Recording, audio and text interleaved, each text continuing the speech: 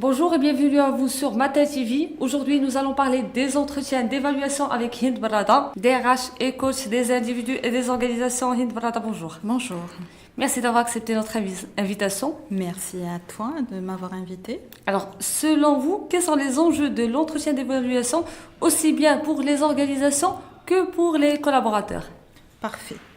Alors, la mise en place d'un outil de gestion de la performance permet de clarifier d'abord les objectifs individuels en alignement avec la stratégie et les priorités business.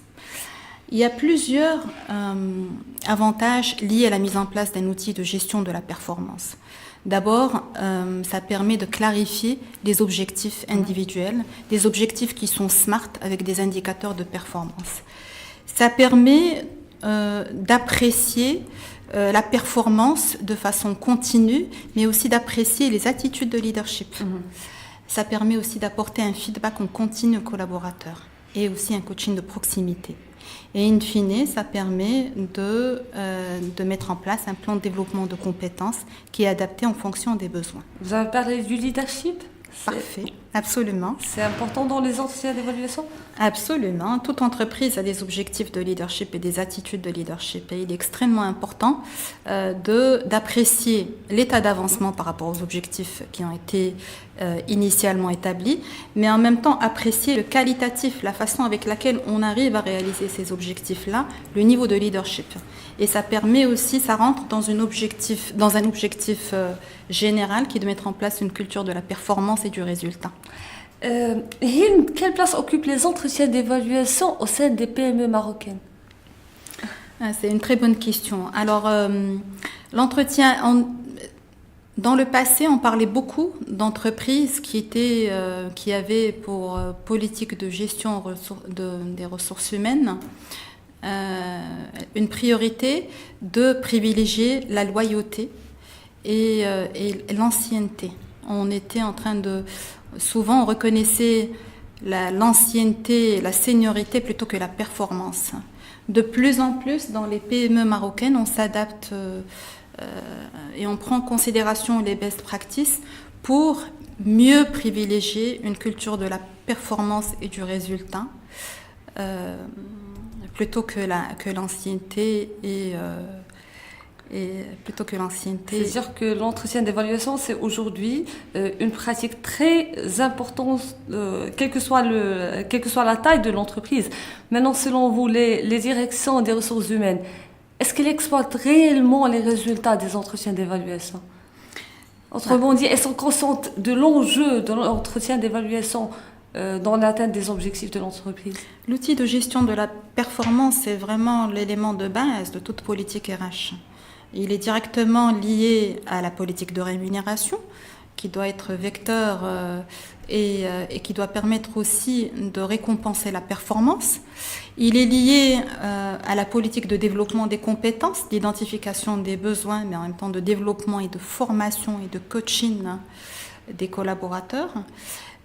C'est aussi un outil qui permet de déterminer les perspectives d'évolution de carrière. Donc, il est aussi lié à la gestion de carrière et à l'outil de gestion des talents. Vous avez parlé quelque part de la rémunération. Est-ce qu'on peut aborder la question du salaire lors de l'entretien d'évaluation? Je pense absolument. Il y a effectivement un entretien, peut-être pas au niveau de l'entretien d'évaluation de la performance, mais il est prévu de discuter à la fois la performance, mais l'impact sur les augmentations de salaire et sur les primes de performance. Donc le rôle de la RH et des leaders, c'est justement de faire le lien entre la performance et les augmentations de salaire et les primes de performance.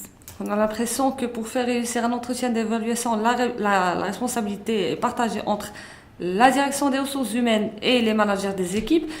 Maintenant, je voudrais passer avec vous à un autre volet qui est celui lié aux collaborateurs. Comment se préparer à l'entretien d'évaluation et quels sont les comportements qu'on se permet d'adopter, ceux à bannir? Alors, pour les équipes, il est extrêmement important d'avoir une attitude qui est constructive. Donc, d'être vraiment dans la bienveillance, dans l'ouverture, dans l'écoute, dans le, dans le, dans l'échange, éviter d'être sur la défensive, éviter d'être un petit peu agressif, plutôt être dans l'accueil, accepter le feedback et puis être force de proposition sur le plan d'action, que ce soit en termes d'objectifs annuels, mais aussi en termes de plan de développement.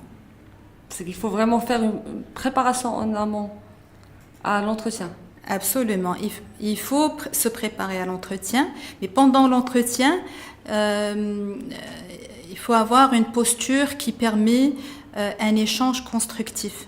Donc de plus en plus, on parle d'entreprises qui forment les managers sur comment réussir un entretien d'évaluation, mais qui forment aussi les équipes sur comment recevoir un feedback et comment réussir son entretien d'évaluation. Et vos conseils pour tous ceux qui regardent cette vidéo?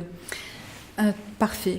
L'entretien de la performance est souvent critiqué par les collaborateurs comme étant inutile, complètement démotivant.